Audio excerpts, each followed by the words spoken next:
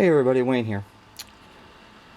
I just want to do a little video on what I've been doing on the 55 Mercedes. Now, what you see here in front of, and what you see here is basically all the components of the space frame. Some suspension parts. I've been doing a lot of mock-ups of subcomponents. And so I've got the rear end, got it together, and I've been looking on like reference photos and stuff like that. And of course on this one here, all this in here is flat aluminum, and then the boots are black, the shafts are black. So we'll handle that. But the space frame is driving me crazy because what I'm trying to do is they come with a belly pan, and you build the frame off of the belly pan. I'm trying to make it so that if I want to leave the belly pan off, so that if you turn it upside down, then you're going to be able to see the bottom of the interior pan, and then all the intricate work of the space frame. That's what I'm attempting to do. So, but right now, what I'm doing is I'm just putting a lot of sub-assemblies together. So I've got this is a monster kit. So I've got the back axle. I've got it done as a sub-assembly. The engine block. On the one-to-one car, the engine block was black, and so it is. I'm going to paint it black. I'm going to prime it, and I'm going to paint it black. I'm just not going to leave it that color. And I've got the fuel. I've got the fuel tank already together, sanded, ready to go. The transmission is together and sanded, ready to be primed and painted. Same with the oil pan. Now, one thing you got to understand: this is a 6-cylinder, but it doesn't sit straight up and down in the car. It let's get that a little closer. Yeah, that's not bad.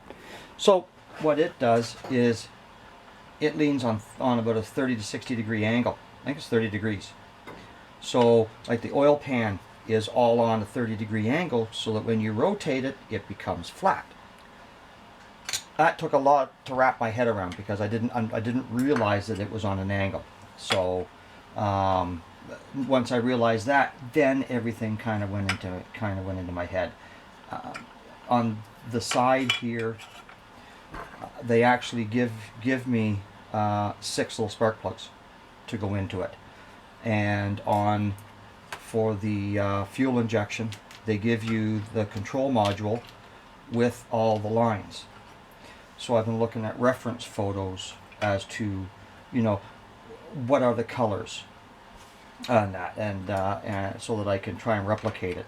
How crazy I'm going to go with this one, I don't know, but I'll just play that by ear, because there's a lot of things that we can do with it. Now, as for the body was nice. The body sits flat. The body sits level. The plastic is super thick, and it sanded down really nice. We had a seam going up the middle of each front fender, and I had a seam that ran across here. That was about it. There was very minimal flash, just basically a sanding stick in and around just to smooth out the edges. On the hood, again, very minimal body work, just a little bit of puttying in here to even out some dents, some divots in the hood, and it's ready to go. But the difference is, this was super thick plastic. This is super thin. So this was warped. And you could tell as soon as you put it on the table, it still has a little bit of a rock to it, but it sits nicely in the opening. So I may tweak it a little bit. The same with the trunk lid. It had where the hinges pivot. There was a little bit of divots on the face side of it.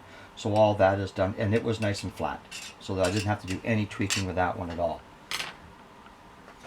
However, and I knew this was going to be an issue, and that's the doors. Driver's door had a big gouge on, chopstick, had a big gouge on the top, so I had to fill that in. But because of the shape of the doors, these things needed a lot of tweaking. I mean, like, I've got them about as good as I can get them. Now, which to me is not a really big deal, because this is going to be displayed with them open, so you can see the interior. That's how it's going to be displayed. So I'm not really too worried about it, because unless I try and make the shocks for the hinges, if I want to make them operational, then it may become an issue. But right now, I'm thinking about leaving it fixed, open, and having the hood and the trunk be positionable. So we're going to see about that. And all of the inner fenders, these are the two front inner fenders. I just took care of some sink marks. Very, very few sink marks. The ones that were on the underside of the hood were up here in the corners where I could get at them, and they were high, so it was just meant filing and sanding. And then same with the trunk. They were right in here. I'm going to see if I can find some flocking. I'm going to be going to a hobby store tomorrow, see if he carries the flocking, and I may flock the underside of the trunk lid. So that's about what I've got. This has been, oh God, I've been back from holidays for 2 weeks now. So I've been sanding on this and putting things together for about 2 weeks.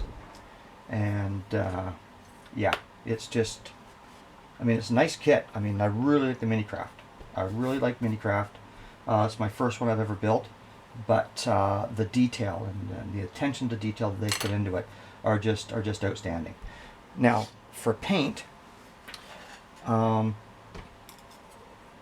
was, I put a picture at the front, or a series of pictures at the front, of what I'm trying to replicate.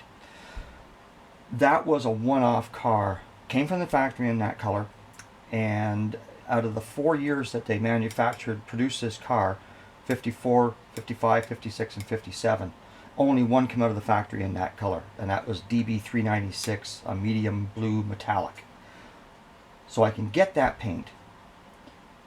I can get it in a spray bomb. I've got 2 places where I can get it from. And the price for a spray bomb, for an 8-ounce spray bomb, ranged from $29 to $37. I didn't even pay, I paid $20 for the kit. I can't justify spending $30 on a spray bomb of paint just to get that exact color when, you know, it's just going to sit on my shelf.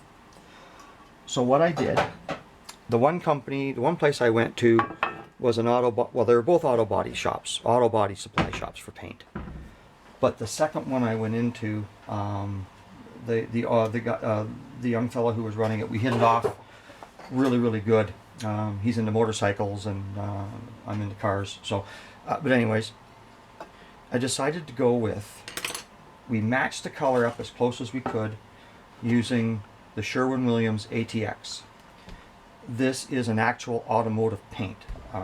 Like I'll take my spray booth outside and mixture 3-to-1 with reducer, and it is a real nice medium blue metallic. And he was able to take his computer down to mix it exact for 4 ounces. So there's only 4 ounces of paint in here, and about it's the same with the reducer. So this will be the first time I'll airbrush anything other than acrylics. So this ought to be interesting. So have to wait for that. Right now I'm just getting to the point where I want to start priming, so that I can get going on the paint, so I can get going on the assembly. Excuse me. But what's driving me crazy is this base frame. So because everything's integrated together, it's very difficult to say, well, I'll put the space frame together, then I'll put the rear suspension in, then I'll put the front suspension in. You have to build it all at one time, and that's the part I haven't wrapped my head around yet as to. You know, because I want to paint it. I don't want it, on the original, on the 1-to-1 car, the space frame's black, gloss black. Some of it, but I want to do it a different color so that you can see it.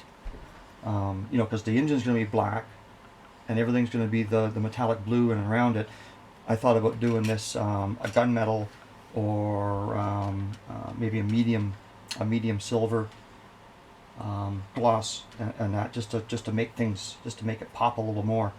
But I just don't want to leave it black.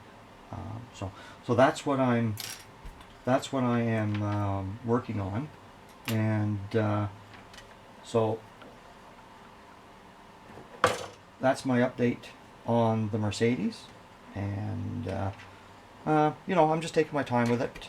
We've got our first long weekend coming up for the summertime this weekend. We refer to it as a couple of ways. We refer to it, if you're a camper or cottager or whatever, we call it the May 2-4 weekend, because it's always around May 24th.